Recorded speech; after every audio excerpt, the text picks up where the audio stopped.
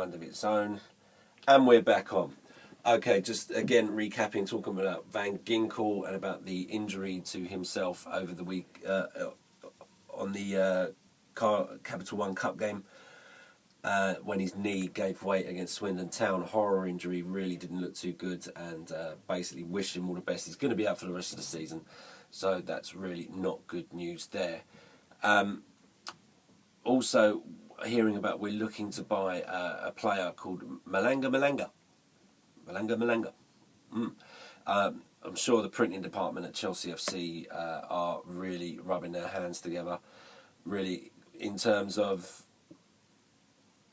the amount of money they're going to make on printing that name on the back of the shirt. And I hope many supporters get down that gym and get those shoulders broader, because you're going to need that with that name.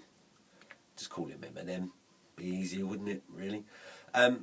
So yeah, that's a potential summer transfer. Also hearing today about Juan Mata being a potential transfer for Man United in the summer months. Quite interesting to hear that.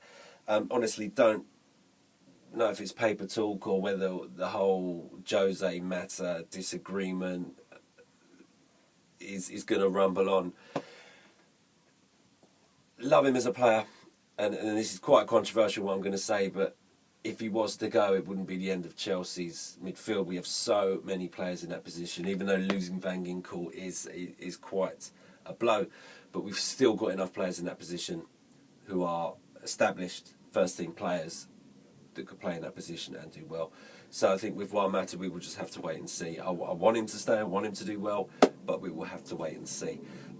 Okay, so today we're just basically having a quick catch-up, because yesterday's show was really rammed packed with just pure match reviews, and it did take an awful long time to go through all those reviews, and we've only got a half-hour airtime each time we broadcast, and so that was used up with all of the reviews. So today we're just catching up on a bit of the news for this secondary podcast.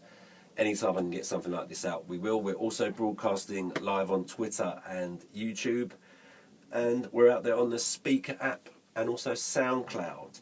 You can catch all the podcasts there'll be links on Twitter and Facebook, Chelsea Chat 1905. If you do want to drop us a message, please do. Okay, so the starting lineup for Tottenham at the weekend. Spurs, the mighty Spurs. Yes, always a very, very passionate game.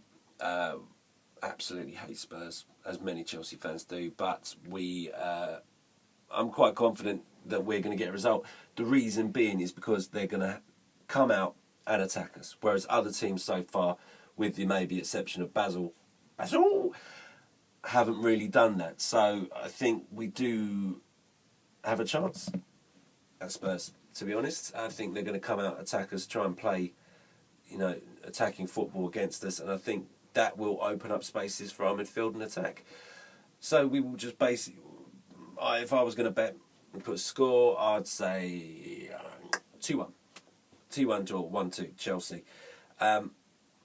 Starting lineup possibly, checking goal, Branner, Cahill, Terry, Ashley, Michael Essien, will he start, or John Obi? Has he done enough, Michael Essien, against Swindon to basically warrant that midfield place? Hit us up, Chelsea Chat 1905, or Chelsea Chat on the Facebook site if you want to talk about that more. Also, Ramirez, the past couple of weeks, he started off really well in the season, and he's had a few absolute shockers, to be honest.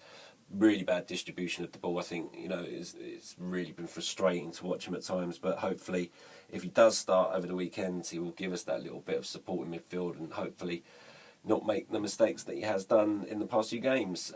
Oscar, again, do agree with what Jose's been saying about he has been one of the better players at Chelsea this season, potentially because he's getting a run in the team. That could be one of the reasons. He's a full Brazilian international, and he's getting that run in the team that maybe he needs to be able to show what he can do. But he would be one that I start. Mata would also start for me this weekend. Always plays well at Tottenham. Touch wood. Don't want to jinx it, but always plays well at Tottenham. Really think that with that quick moving midfield, Ramirez Essien keeping it strong at the back.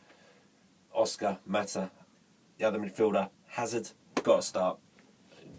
World class, absolutely brilliant. One of my favourite players. He's Joe Cole with speed. He basically has found it very difficult over the past couple of weeks because he's being doubled up on all the time. He's playing against two defenders, but he's still taking the ball into dangerous positions and not showing any fear when running through. So, hats off to Hazard.